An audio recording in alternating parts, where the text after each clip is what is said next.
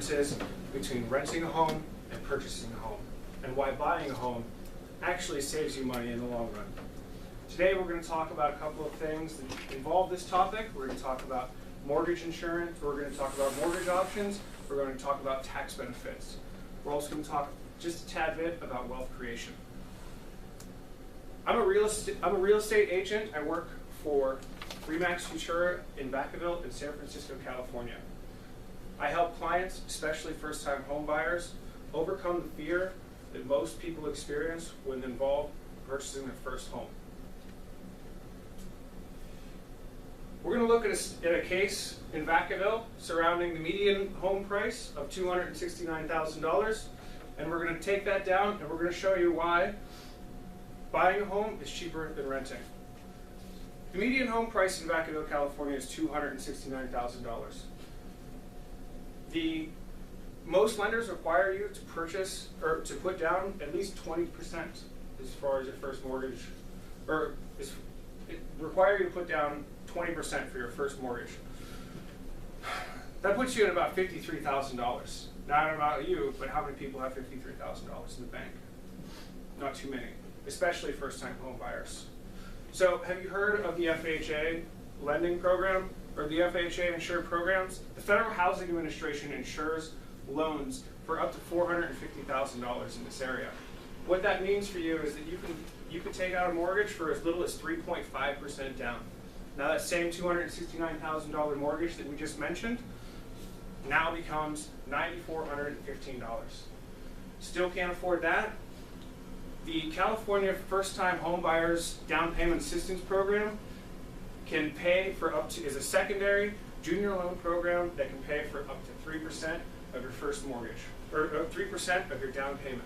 That leaves you with 0.5% left on your down payment. That puts you at about $1,234. Now, even if you have $0 in the bank right now, if you could stash away $120 a month, you'll be able to pay for your first down payment on your new home.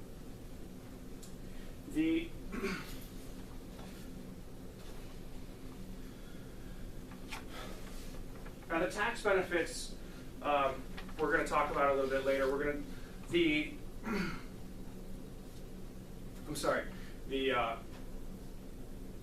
Now the $269,000 price that we talked about earlier will put you at a monthly payment of about $1,845 a month. Now this is still pretty steep for most people. So, but a more realistic first-time purchase price is around $180,000. So taking into consideration real estate taxes, private mortgage insurance, and your mortgage payments, you're going to be looking on a $180,000 home right around $1,234. So that sounds a little bit more reasonable, right? So $1,400 is the average price that a 3-bedroom rental in Vacaville starts at. Right there, you're saving almost $180 a month. Now, some of the tax benefits that are included when you buy a home are you pay your taxes. Your real estate mortgage taxes are deductible, as well as your, not your insurance, your real estate taxes are deductible, and your interest on your loan is also tax deductible. On a $180,000 home, this is right around $1,100 a month, or $1,100 a year. That's an extra $100 and some dollars a month that you'll receive back in taxes. So right there, you're saving $200 in the average purchase price. On the average, $200 a month.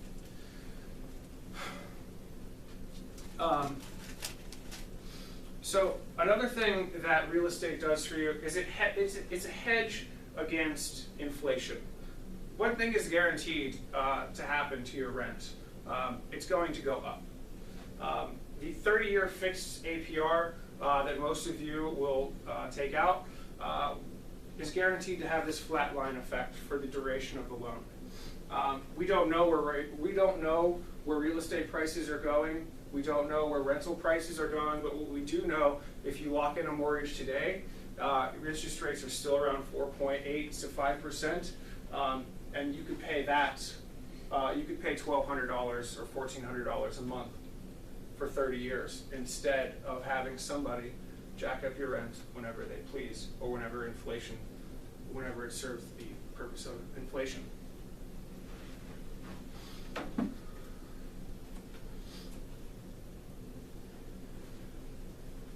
Buying real estate is investing in yourself. It's a wealth creation tool. By reducing taxes and building equity in your property, you are creating wealth for yourself and for your community. This is a simple chart that shows you that fact. You can't deduct your cost of rent from your taxes. You can't deduct the cost of insurance from your taxes while you're renting. You can do that if you own a home. Now, hedging against taxes is an important concept in real estate. Do you know about capital gains taxes?